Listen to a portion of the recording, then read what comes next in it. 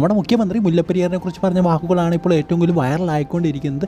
എന്താണ് അദ്ദേഹം പറഞ്ഞ ആ ഒരു കാര്യം, അത് നമുക്ക് ഈ ഒരു വീഡിയോയിലൂടെ നോക്കാം. അതിന് മുമ്പ് നിങ്ങളോട് എല്ലാവരോടും പറയാനുള്ള ഒരു കാര്യം എന്ന് പറയുന്നത്, ലൈക്ക് എന്ന് പറയുന്നത് ഭയങ്കര ഇമ്പോർട്ടൻ്റ് ആണ്.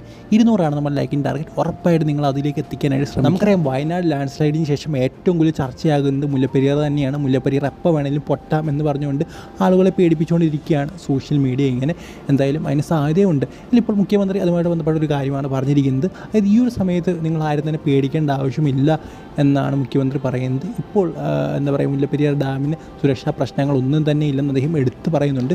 അതായത് പെട്ടെന്നുള്ള അപകടങ്ങളൊന്നും തന്നെ മുല്ലപ്പെരിയാറുമായിട്ട് ബന്ധപ്പെട്ട് ഉണ്ടാകാൻ പോകുന്നില്ല എന്നാണ് അദ്ദേഹം ഇതിലൂടെ പറഞ്ഞിരിക്കുന്നത്.